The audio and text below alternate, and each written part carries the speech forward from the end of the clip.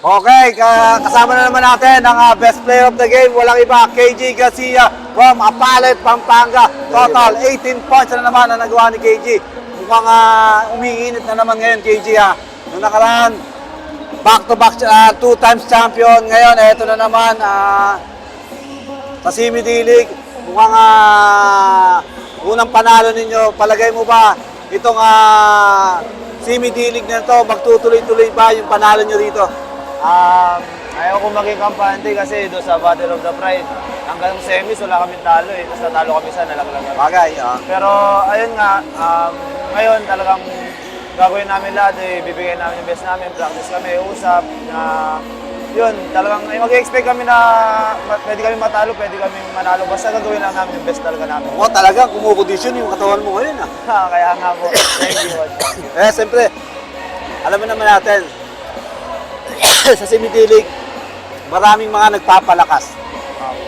Palagay mo, sino malakas na team para sa'yo dito? Marami kasi nakita ko lahat talagang yung mga team ngayon talagang competitive lahat sa Simi D-League eh. Kaya para sa akin wala kang masasabi na may mahina o may malakas eh. Pareho eh. Siyempre, marami tayong mga binabang mga player. Oo. Na mga veterano, pero kayang-kaya din nyo sabayan. Siyempre, para maging match yung laban. Siyempre, itong season 5, mas lalong pinalakas. Basta hinatansya lang natin kung sino yung talagang halos. Hindi natin alam kung sino magcha-champion. Kasi maganda naman, tulad ngayon, ikaw, nakikita ko, pinaghahandaan mo itong mga laban dito. Talagang double preparation ka, nagpapakondisyon ka. Ika nga, mas lalo kang nag-i-improve ngayon. Ika nga, hindi, ngayon halos kumpleto na. May dribble, may passing, may depensa.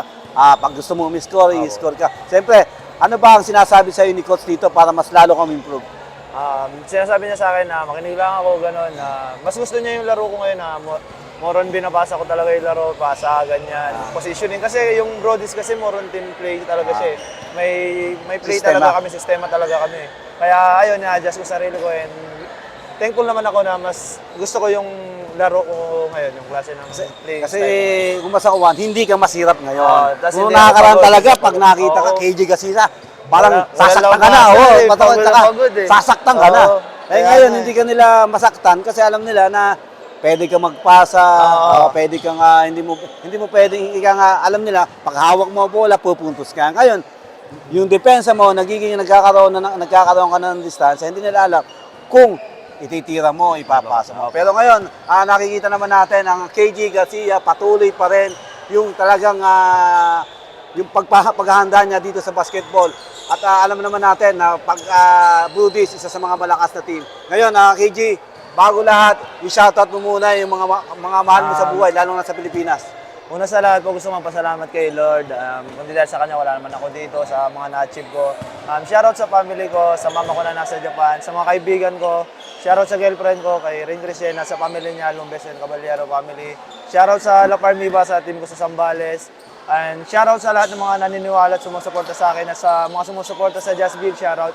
Shoutout sa buong Brodies community, kina Coach Rod, kina Coach Rick, kay Ate Liz, kaya kay Ate Shai, na maraming salamat sa talagang tulong niyo sa akin at tiwala niyo. Maraming salamat sa buong Brodies. Yun lang. Maraming salamat po. Sana mas marami kayo matulungan pa. Okay, good luck. See you next game. Thank you po, Coach.